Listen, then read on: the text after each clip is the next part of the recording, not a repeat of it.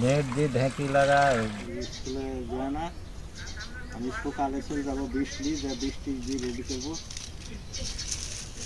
আর বেরিয়ে 4 আগুলে যাবো, কান্দের এদের মাটি কিনতে দিয়ে বৃষ্টি দিয়ে লাগা করবো। তোমরা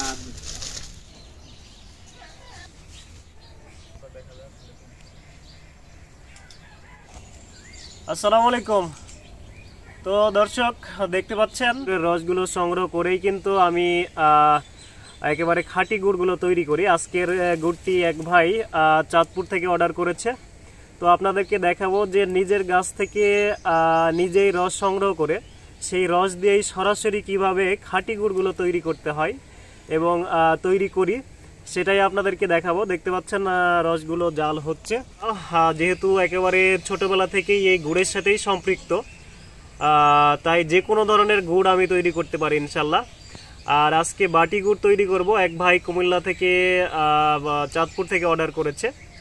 তো আপনারা দেখতে থাকুন যে আসলে পুরো গুড়টি খাঁটি গুড়টি কিভাবে তৈরি করা হয়। অনেক সময় গুড়ের কালার বিভিন্ন রকম হয়, অনেক সময় আপনারা মনে করতে পারেন যে গুড়গুলো কালো হওয়ার কারণে গুড়গুলো আসলে অনেক সময় গুড়গুলো কোনো ধরনের চিনি বা হাইড্রোস না দেওয়ার ফলেও কিছুটা বীজ দেওয়ার ফলে এবং সেটা হচ্ছে যে বেশি ঘোটানোর ফলে মানে ঘোলানোর ফলে একটু সাদা কালার হতে পারে, কিন্তু দানাগুলো চিকন হবে এবং এটাও কিন্তু খাঁটি গুড়ই হবে। তো আপনাদেরকে জানাবো যে গুড় যখন হয়ে আসবে তখন আপনাদেরকে জানাবো যে আসলে গুড়টা কিভাবে ঘষলে বা বীজ কতটুকু দিলে গুড়টা কালার ভালো হয়। এবং একেবারে কালো গুড় মানেই যে একেবারে ভালো তা না, আবার একটু হচ্ছে সাদা গুড় মানেই যে চিনি দেওয়া আছে বা হাইড্রোস দেওয়া আছে এরকমটি মনে করতে পারবেন না। তার কারণ আমি গুড় বিষয়ে একেবারে ছোটবেলা থেকে অভিজ্ঞ ইনশাল্লাহ। তো আপনারা অবশ্যই দেখতে থাকেন যে পুরো প্রক্রিয়াটি কিভাবে একেবারে খাঁটি গুড়টি নিজের গাছ থেকেই নিজের রস থেকেই তৈরি করছি, সেটাই আপনারা দেখতে থাকুন। ইনশাল্লাহ আপনারা দেখতে পাবেন।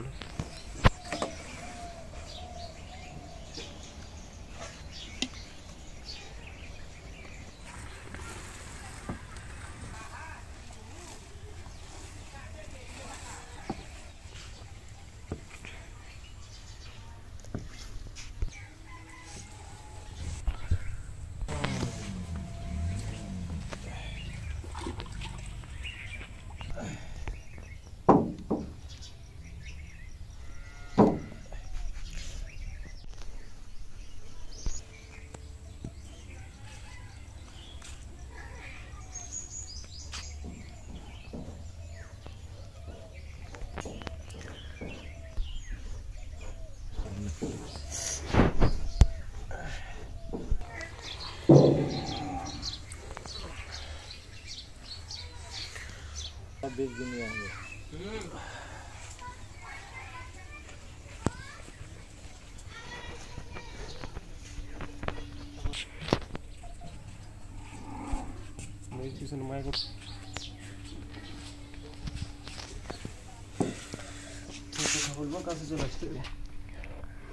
তো দর্শক দেখতে পাচ্ছেন একেবারে রস থেকে গুড়গুলো একেবারে নিজের গাছ থেকে রসগুলো সংগ্রহ করার পরে আমরা একেবারে খাঁটি গুড় তৈরি করলাম। তো আজকের গুড়টা হচ্ছে বাটি গুড় তৈরি করব চাঁদপুরের এক ভাইয়ের জন্য। তো আপনারা একেবারে রস থেকেই গুড়গুলো নিজের বাড়িরই রস থেকে নিজেরাই গুড় তৈরি করে এরকম ভিডিও হয়তো আপনারা দেখেন না। তো ইনশাল্লাহ আমি এটা করে থাকি, তো আপনারা অবশ্যই অর্ডার করতে পারবেন এবং খাঁটি গুড় খাওয়ার জন্য কিন্তু হোয়াটসঅ্যাপ ইমো লিঙ্কে আপনারা যুক্ত থাকতে পারবেন। আর দেখতে পাচ্ছেন যে একেবারে আমাদের যে কড়াই ভর্তি বা হচ্ছে যে প্রচুর পরিমাণে গুড় তা না, আর খাঁটি গুড়গুলো এরকমই কমই হয় আপনারা যেমনটি দেখতে পাচ্ছেন।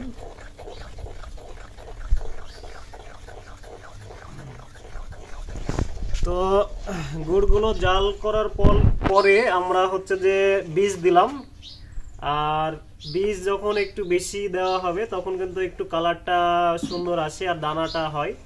তো আপনারা অনেক সময় ভাবতে পারেন যে একটু উজ্জ্বল যে কারণে চিনি টিনি দিছে নাকি, চিনি দেওয়া হয়নি এবং হাইড্রোসও দেওয়া হয়নি, একেবারে খাঁটি গুড়।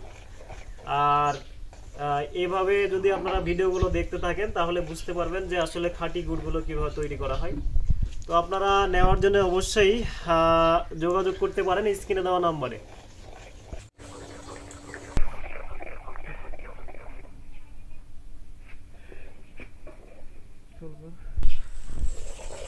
তো দেখতে পাচ্ছেন এইভাবে ঘোলাচ্ছি, এভাবে ঘোলালে কিন্তু গুড়টা অনেকটা উজ্জ্বল হয় এবং বীজ দেওয়ার পরে কিন্তু গুড়টা অনেকটা একটু সাদা টাইপের হয়, কিন্তু একটু দানা হয়। তো অনেক সময় আপনারা কালো গুড় বলে মনে করেন যে এটা আসল গুড়, আর যেটা একটু উজ্জ্বল ওইটা নকল গুড়, আসলে তা না। এই গুড়ে কিন্তু কোনো ধরনের চিনি বা কেমিক্যাল বা কোনো ধরনের হাইড্রোজ দেওয়া হয়নি, একেবারে অথেন্টিক খাঁটি গুড়। আর একটু ঘোলা দিচ্ছি যেন দানাটা আসে আর একটু উজ্জ্বল হয় আর কি।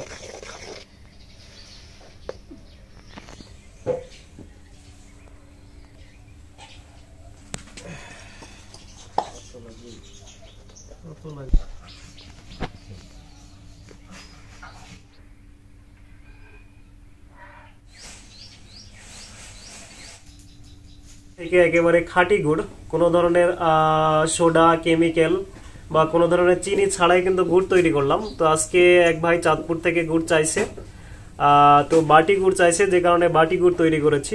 তো আপনারা ইনশাল্লাহ যে কোনো ধরনের গুড় নেওয়ার জন্য কিন্তু হোয়াটসঅ্যাপ ইমো লিঙ্কে যুক্ত থাকতে পারেন, অথবা স্ক্রিনে দেওয়া নাম্বারে কল করতে পারেন।